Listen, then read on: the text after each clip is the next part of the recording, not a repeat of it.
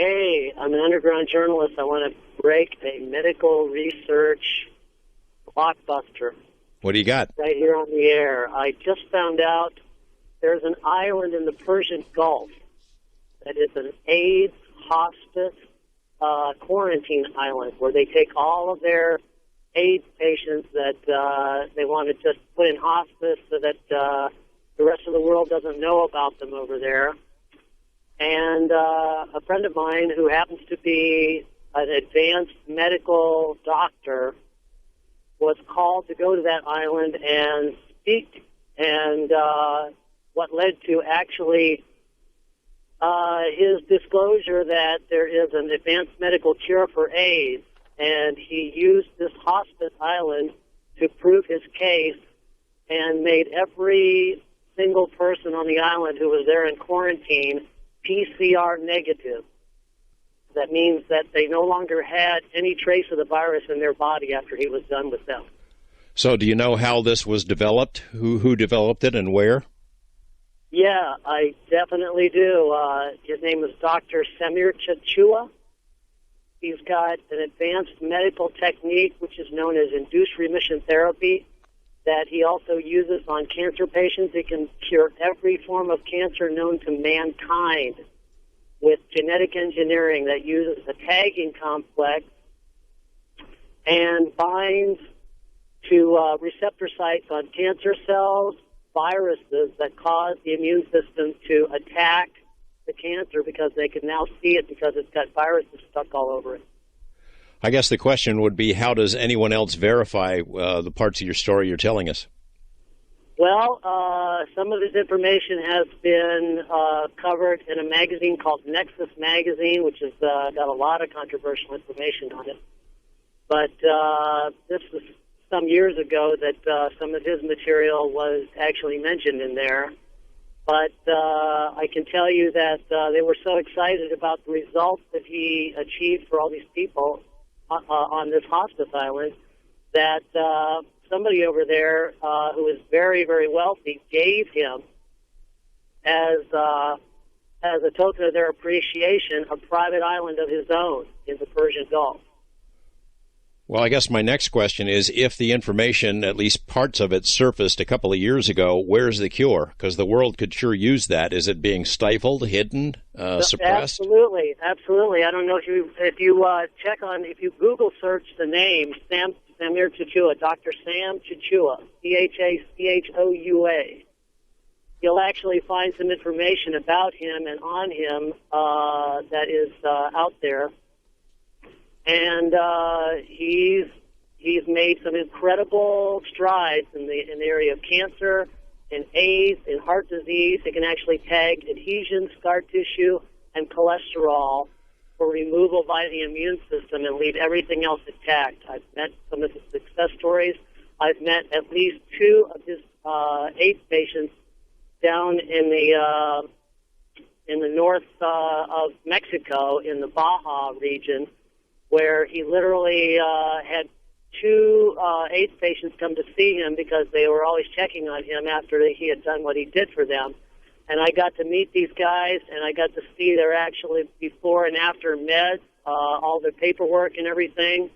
And these guys looked healthier than anybody I'd ever seen. They were both wasting away on gurneys in the hospitals, waiting to die. One of them had a viral load that was literally in the hundreds of thousands. He was just hours from death when he got his first vaccines from Dr. Sam. Well, that's very encouraging. I say that with reservations, of course. What is discouraging is that, as I said, you mentioned this had started years ago when the world still doesn't have it. The rest of the world still doesn't have it. Let me give you some more on this.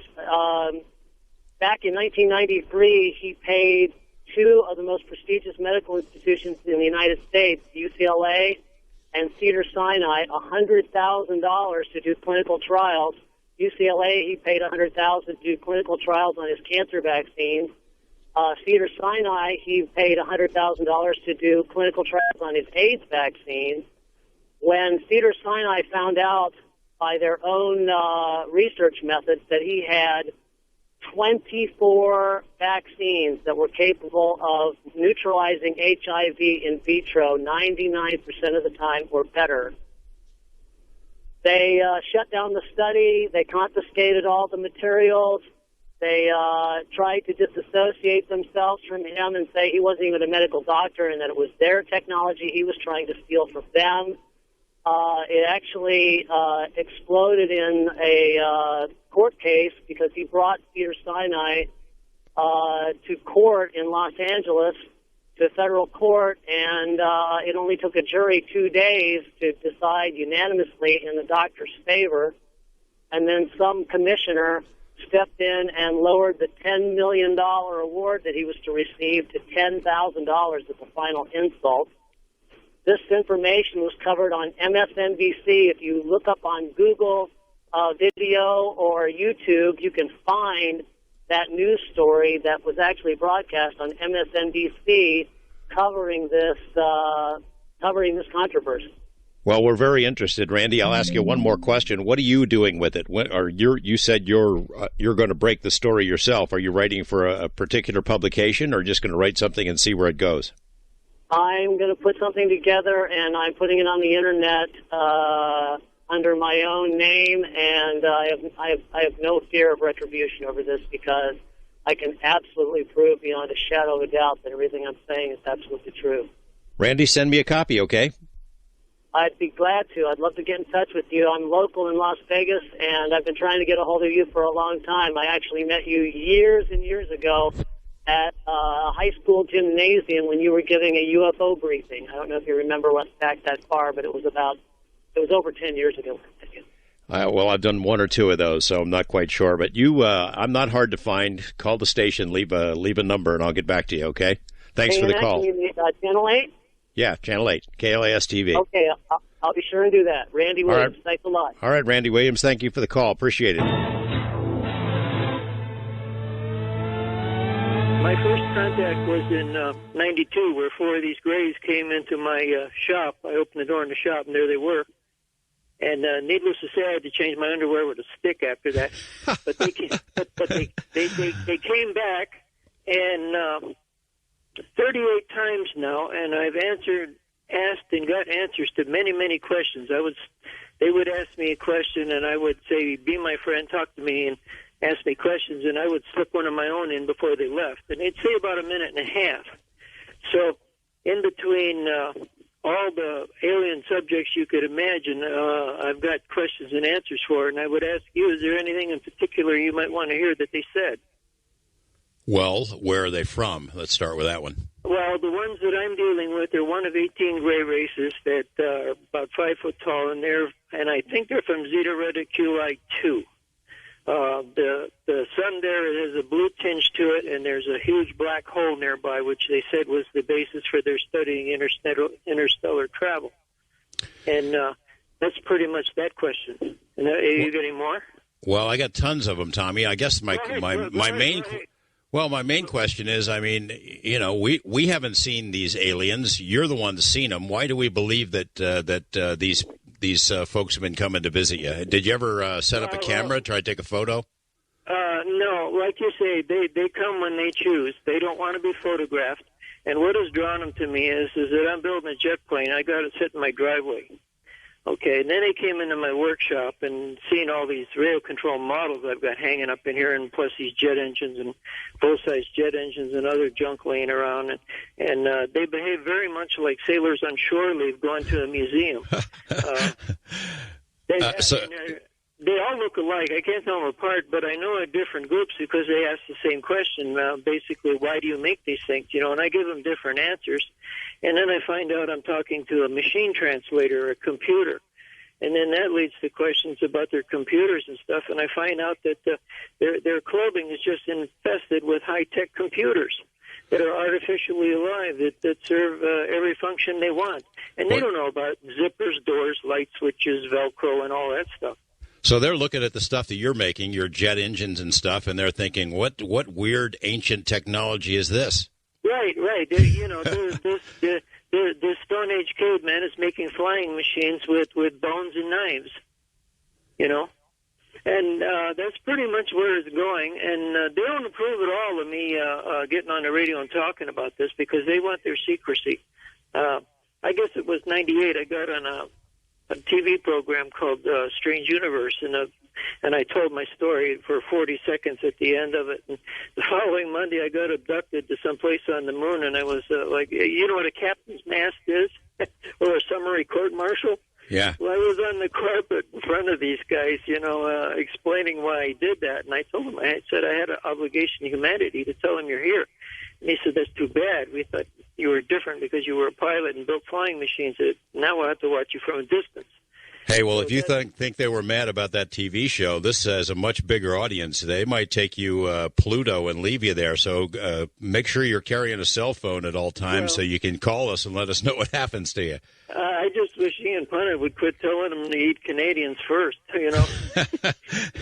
Hey, Tommy, it's an interesting conversation. I hope you'll call us again sometime. And hey, write this stuff down. You never know. I've written a book. I've got a book, and I had Dan Iser send you a copy of it with the DVD, but I don't know if you got it or not. And, what's the name of it? Go ahead and plug it. Well, you don't want this on the air, do you? Yeah, that's all right. The DVD is called Aliens in My Toy Shop, and it's a 2-disc set. One is a walk around in my jet and these mannequin models of the aliens I built, and the other one is my book on computer disc. Well, I'll tell you what, Tommy, I'll look for it. I'll ask Tom Danhauser if he's got it, and I appreciate your call. It was a lot of fun, and you take care of yourself. That was an interesting call from Tommy there, and it's a kind of guy you'd like to hear from again. I'm sort of jealous. I've never had any encounters, never seen a UFO. Drives me crazy. And there's Tommy. He's had 38 visits by these grays, and they have regular conversations. I hope him calling in doesn't get him in trouble. The problem, obviously, for skeptics to this is the nature of proof. There's no proof that this actually happens, but I'll just tell you, in my estimation, Tommy didn't sound crazy to me. Sounded kind of interesting. Does your guest believe or know about the advanced mind control technology that our government possesses? And what's the connection with UFOs or ETs? Which technology are you talking about? Advanced electronic mind control. And I'm just because, I've heard some ET abductees who claim to be abductees actually communicate with these beings without voice, through their minds. And I'm wondering if there's a connection between, that technology and our government reverse engineering or learning about that. That's the main question. And then I had another question on. Well, hold on. Let us tackle that one first. Okay. Mark, I know that you have a number of contacts that we both share who have government connections, who have a great familiarity with mind control, mind expansion, remote viewing, things of that sort. Yep. I wonder if you could address that, how far along down the road that kind of technology or techniques are, and are you familiar with any kind of mind control machines? Well, obviously, as you will verify, George, you and I are never going to be told anything that we're not allowed to be told, so that takes care of that part.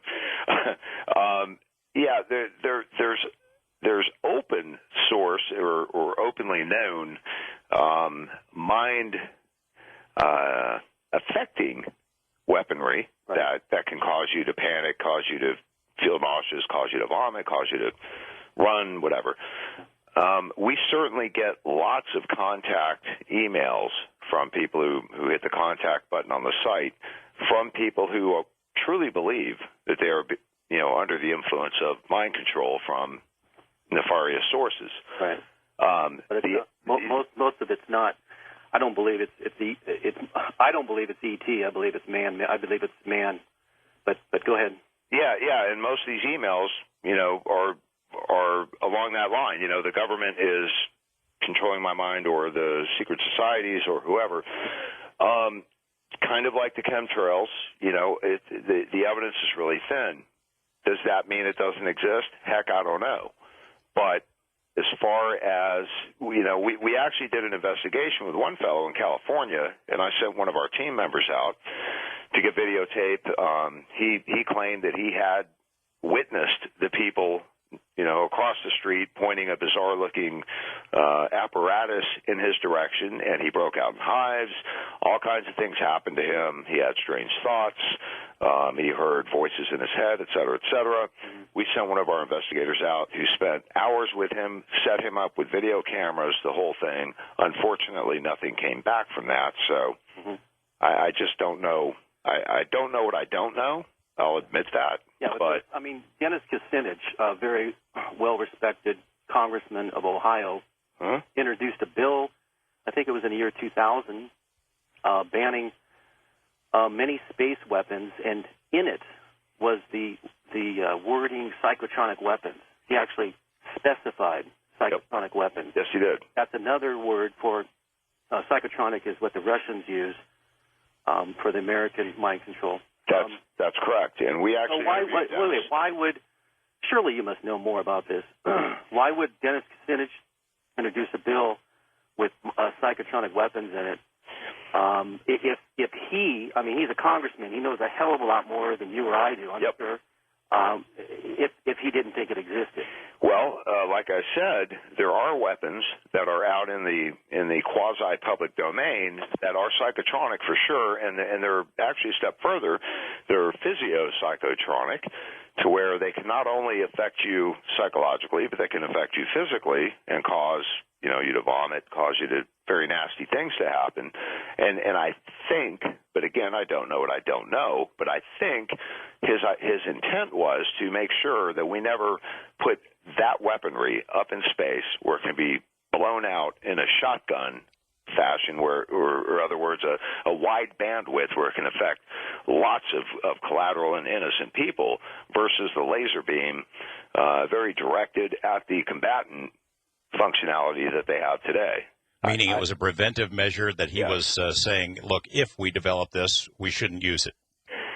Right. Well, it's actually, we've developed it, and I think he was just trying to make sure it never got into space.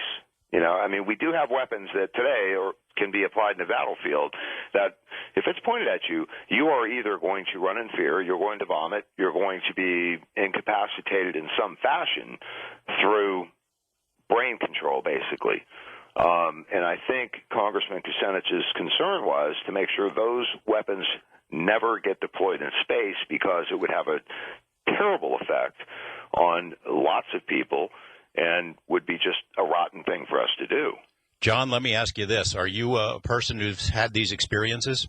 Oh, I don't want to get into that because it's really not important. What is important for your audience to know is the technology exists, and I would have found it hard to believe, but because unless you know a lot about either the brain and or electronics or both, it's very hard for most people to understand. The psychotronic weapon thing, I get calls, not every day, but certainly every week, from people who think that they are the victim of some sort of a mind control beam weapon. And, the stories they tell are pretty wild. It's tough to prove it. You have to wonder how many of them are hearing voices in their head that are emanating from inside their brain as opposed to some other weapon. It's hard to distinguish between somebody who's crazy and somebody who might be actually the victim of this kind of technology. Yeah, we get them virtually daily, and some days multiple. People reaching out to us along those lines, and it's hard to read, and it's hard to think about, but the evidence is skinny, so it's also hard to get really worked up about. Well, that would be awfully tempting to use that kind of technology if you could, shoot something at the Kremlin or something and really mess them up. I would think that we would want to have that kind of technology, and I guess we're working on it. Thanks for the call, John. All right, let's take a couple of calls. First-time caller, Diane in California. Hi, Diane. You're on with Robert Guffey. Yes, I was just listening to your program, and I had a couple of questions. I went through about 4.5 years of some really crazy stuff in Simi Valley, California. And I was just wondering if you guys had ever heard anything about them doing things to people's eye. What are you talking about? Like, I went to an eye doctor once there, and I had the puff of air test, and the one that I took there was extremely painful. And then I kept feeling like there was something in my eye afterwards, and I could see like a shadow in the mirror by my eye, and I kept seeing like the kind of patterns that lasers make with little dots, and they make triangles. I kept seeing that pattern reflecting off of me and on the shower wall and mirrors and stuff sometimes. And I had a lot of things happen to me out there. I was just curious if you guys had ever heard anything about something like that. I have never heard of anything like that specifically from people who have contacted me. However, I will say that I wouldn't be surprised if people are being gangstalked in Simi Valley. I think that you wouldn't have to do too much to stand out in Simi Valley. And Diane, when you say crazy stuff was happening to you, meaning what? Was it kind of the kinds of things? About 4.5 years, I was being gangstalked, and my phones were tapped, and I kept hearing things on my roof and outside my bedroom window. Every time I would come home, I would hear a certain signal. It was like a whistle. It would go, so I started paying attention and learning their signals, and like they used to use this long pole every time I would be in my bathroom. They forced me out of the house I was living in and into a house they wanted me to live in, which was like a block over from where I lived, and it went from like just following me to like total surveillance at that point in my home, and they were using lasers and freaking motion detectors, and I saw people literally disappear before my very eyes twice there. Well, I'd be curious to know, do you have any idea why you think this started? Or is it just random? Okay, I found out since then that it probably wasn't just one thing, that it was a few things coming together to look like one thing and drive me nuts. But I at one point, I think the feds were involved. But why? Why? Because I had some relatives that lived in another state that were mules and coming out here to California and buying crystal meth and taking it back there. Uh-huh. Yeah, and my dad was like their uncle, and he came to visit me, and I think because of that, they thought I was involved because I lived in California, Diane, thanks for sharing that with us. Tom in Taft, California, on the Wildcard Line. Hi, Tom. Hi, gentlemen. How you doing? Howdy. Well, I just want to say I've been involved in this program for about 14 years after falling out with a crime boss that I knew all my life. I can't mention any names, but I didn't know he was a crime boss until after my falling out with him, including my brother, too. And just to hit the nail on the head with a few things, you have General John Jumper, former Chief of Staff of the U.S. Air Force, who said, because I predict we'll have the tools to make people see, hear, and believe things that do not exist. This is the former Chief of Staff of the U.S. Air Force. This guy didn't escape a mental institution. Lieutenant General Perutz said that I want to put sound in people's heads, and I'm going to hire Laurel Optical in Pasadena to do it. You have Lieutenant Colonel Timothy Thomas, who wrote the military paper, The Mind Has No Firewall, and the military paper Parameters, spring 1998, U.S. Army War College, who said that we can use this, we can compromise the microscopic hair cells in the inner ear of somebody. This is a Lieutenant Colonel Timothy Thomas, okay? These are high-ranking military officials. These aren't people that wear tinfoil hats. And this little bit of evidence I've given you thus far confirms that they have the ability to do the very thing that you've discussed tonight on the show. Tom, you said at the beginning that you've been involved in the program for 14 years. What program are you talking about? I'm talking about the gang stalking program. What do you mean you've been involved? Gaslighting, thing coming in, things moved around in your house, little things missing, vandalism to your floors. You come in, giant cuts in your floors, and they want you to call the police so you look like you're a tinfoil hat, so you look like you're crazy. The police aren't going to believe somebody's coming to my house making huge cuts in my floors. Of course, if you came home to your house and you know what your floors look like, and you see a huge cut in them, you're going to believe somebody did it.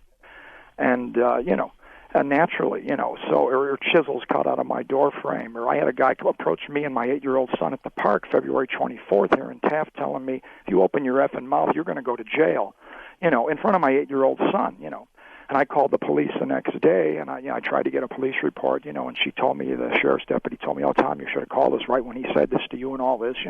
I've had a police car waiting at the bottom of my driveway, a highway patrolman. I took a picture of him on my cell phone. That picture's still on my cell phone. Let me ask you, Tom, because we're almost out of time, but let me ask you, do you have an idea why?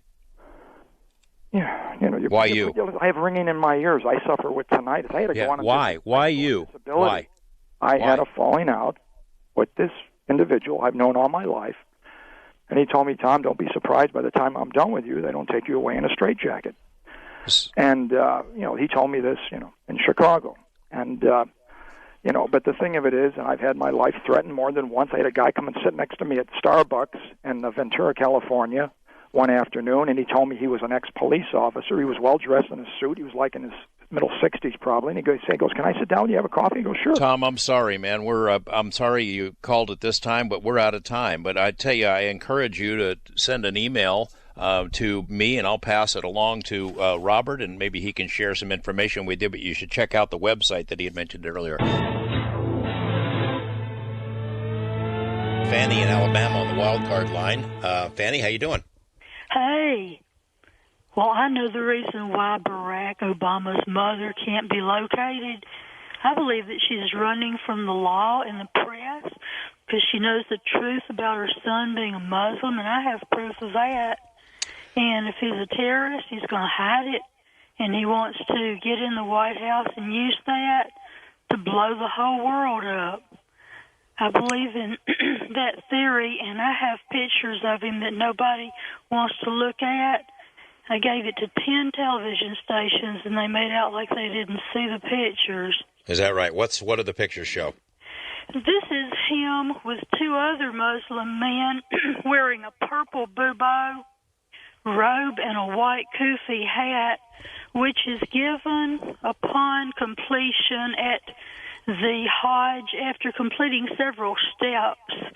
Just like in the Masons, when you're in the Shriner, you get a Shriner's hat. It's similar to that, only the Shriners are not the same. It's just a similar way of getting a hat. So, Fannie, where'd you get these secret photos? Did they just come in the mail? Where'd you get them? Or are these photos of an Obama trip to Africa? Yes, but this is a different trip and different photos. And if he is exposed, he can be impeached as a senator. And then if he gets elected president, he can be impeached for lying under oath and saying that he was born in the United States when he's not. Well, hold on a second now. We're talking about a couple of different things here. You had photos that you think purport to show that he is a Muslim, which I'm not quite sure why that's a bad thing. But well, and now you say about it. He's lied about it. If he's lied about that, he's probably lied about his intention to blow us up. If he told the truth about it, it wouldn't bother me nearly as much. I've dated a Muslim man before, but if I could go back again, I would not have, knowing that they're terrorists this way. Well, to tell you the truth, Fannie, I think you need a little bit more information than you've got a photo of him wearing a funny hat that as proof that he's a Muslim or that he's lying about his citizenship. Don't you think you need a little bit more? Why doesn't somebody confront him with that photo? He needs to be confronted with that photograph and see if he wants to explain and get what his version is. I'd like for him to take a polygraph and explain what his version is of that photo and why is everybody trying to hide it and why is his mother a fugitive? Well, that's quite a mouthful there, Fannie. Thank you for the call. I'm not even quite sure what to say about that. I just know that you see those internet reports come up. He's a Muslim. He's not a Muslim. He's not a citizen. Day after day. Doesn't mean you have to be an Obama fan to recognize smear tactics and rumor and innuendo. If somebody's got some information on that, they're welcome to call in, but they better be have a little more under control than Fannie in Alabama there.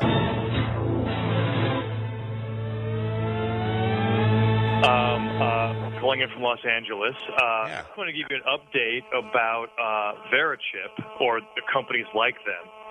I'm always fascinated with the whole idea of how the Illuminati is going to sell us, whatever it is direction is that they want to go, and this has just always seemed like a no-brainer, like no one's going to line up and get these things, So I got my answer to that. I read this magazine called The Week. It summarizes from other sources the week's news. And in Mexico, not this country, in Mexico, you've got officials and average people, because the kidnapping rate there is so high that they're at a point now where they're kidnapping the middle class. Any amount will do it, getting somebody who's richer, wealthy, or famous, or whatever. So more people are lining up to get chipped because they figure that if they get kidnapped, then they can get tracked. Wow. And for me, that was just a confirmation, like, oh, there it is. That's how, quote, the Illuminati or whatever is going to make this like a voluntary thing of, see, look at the good it's doing. If you ever get kidnapped, it's working in Mexico, you know what I'm saying? And then we will turn around and voluntarily want it for ourselves. Meaning at birth, you're still in the hospital. Better get your chip installed so you can protect your kid. Exactly. Wow. And like I say, that's always been an interesting thing for me. It's like, okay, how are they going to sell this one? Maybe you can build a 16-lane freeway that the North American corridor, whatever they're calling it. Maybe you can get away with that, but me line up and get a chip in my body? No, not going to happen. Hey, that's a good theory. That's as good a theory as any. Wink in L.A., thanks for that call. I worked at defense in Los Angeles for a while. I worked for a Lockheed contractor, and then I moved into general aviation, and I met a lot of people and brought up some conversations about the UFO phenomena. And it's really amazing what I found out, that the government knows eventually somewhere in the future that the general public is going to know the truth about UFOs. So they didn't want to take a chance, and they are slowly seeding film companies and stuff with real information of UFOs, like Star Wars. The first Star Wars information from intelligence was put into that, from intelligence networks. And our media is being filtered just like X-Files and this and that. But when they say that a weather balloon, now... They're not kidding. I was with some law enforcement officers, and the UFO that we saw, they look like balloons. You would swear it was a balloon glowing. When I first saw this thing, because I had some detectives I do business with, and they said, oh, have you ever seen this weird-looking glowing object? And I was waiting for the punchline. I didn't know what the hell they were talking about, right, until I saw it myself. One night I saw this glowing object. It looked like someone had a balloon, and they put a light inside of it. And I go, oh, that's pretty clever, a balloon with a light in it. That's neat. And I turn around, this thing's getting closer and closer. And I go, oh, my God, it's not a balloon. This is something else. It looked like... it was some sort of maybe plasma field. It was orange in color, and it was really close to me. It was very, very close.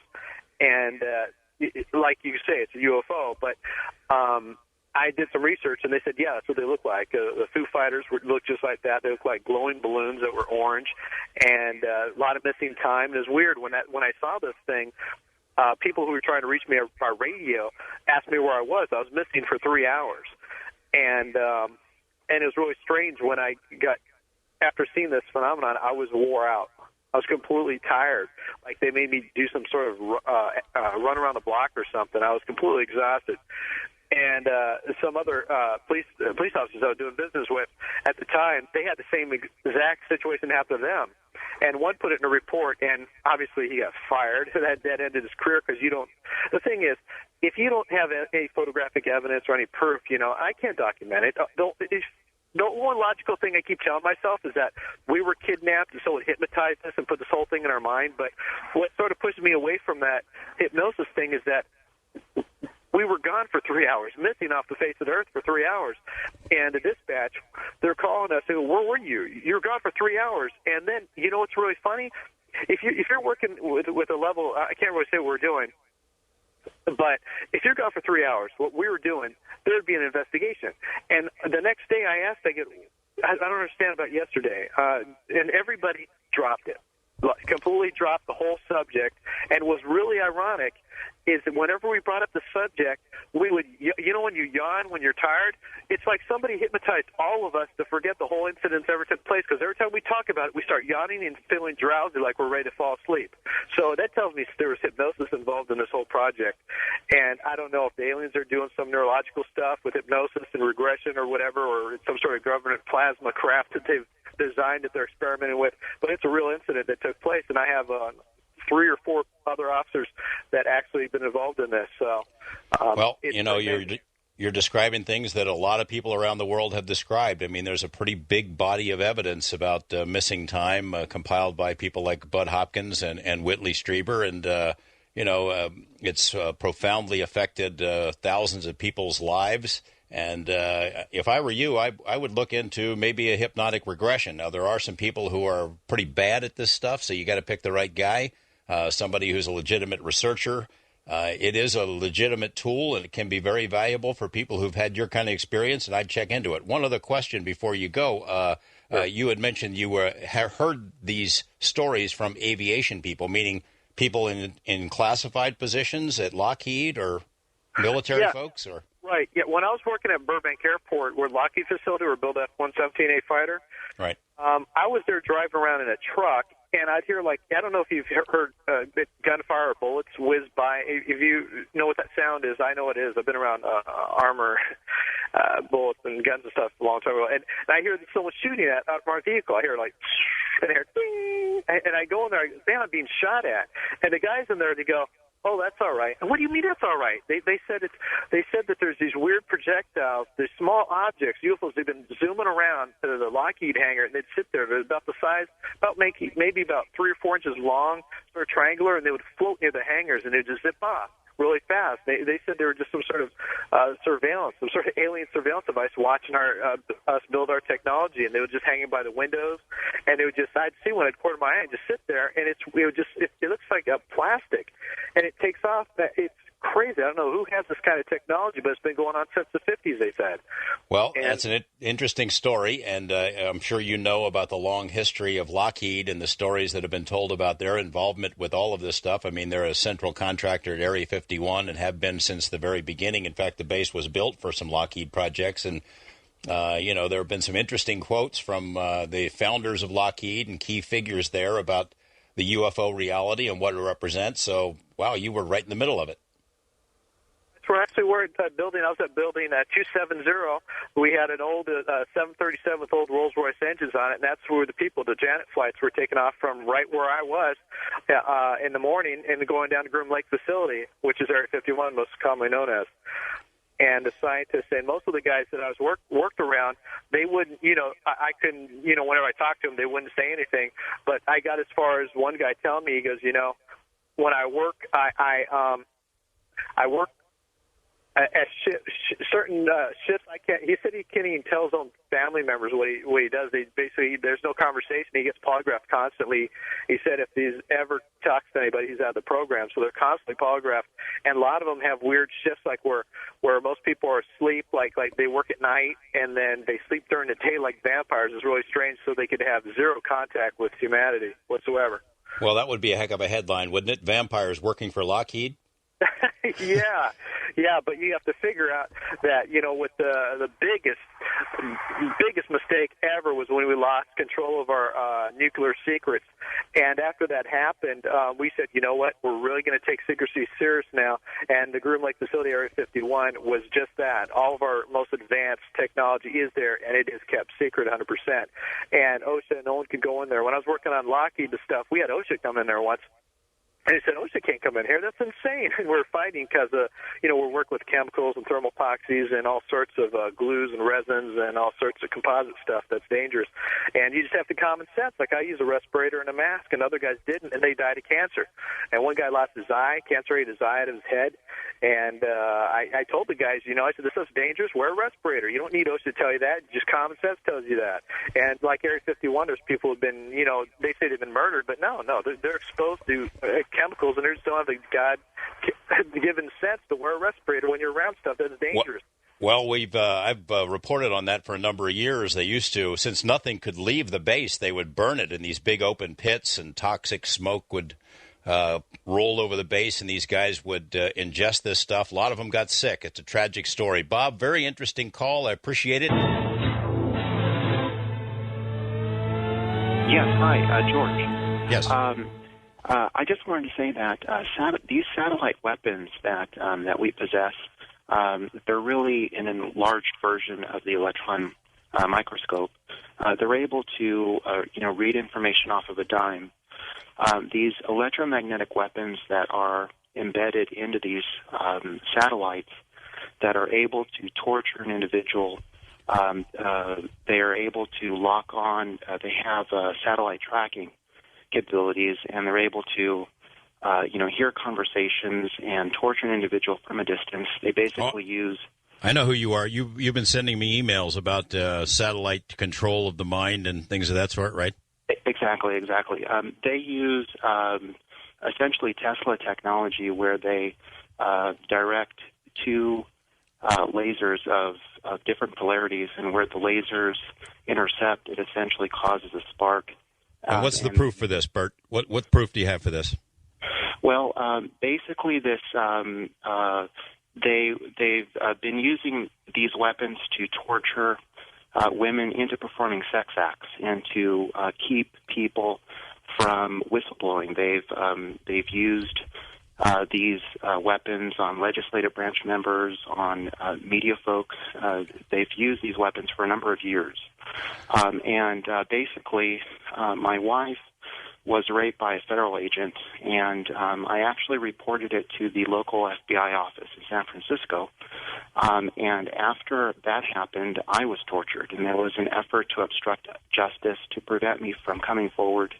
Whoa. Slow down here. Who tortured you? The individual that raped my wife. Same guy who raped your wife tortured you. Did you report it to the police? Well, I reported it to the FBI. I met with 6 different duty agents, and then I visited the U.S. Attorney's Office in Oakland. I met with Kim Briggs 3 times, but there was a bit of a challenge because they have a conflict of interest. Apparently, there is this secret society where there are. Hey, Bert, I got to stop you for a second. Hold on. I mean, I don't mean to be disrespectful. You sound like you've had a rough time of it. But if you went to the FBI and the U.S. Attorney and told them that a federal agent had raped your wife and tortured you, and it has something to do with a Tesla technology from space, you can see why maybe they're not taking you seriously. It has nothing to do with a secret society. It might be that just it sounds crazy to them. That's why I'm asking you, what proof do you have that these events happen? Well, they happen to my vice presidents, companies where I've worked. They happen to other people that I know. Hey, Bert, I'm sorry to interrupt you. It's a fascinating story. You can send more to me online. You've obviously got my web address, and we're going to move on. Thank you for the call. Hope you're doing okay and your wife as well.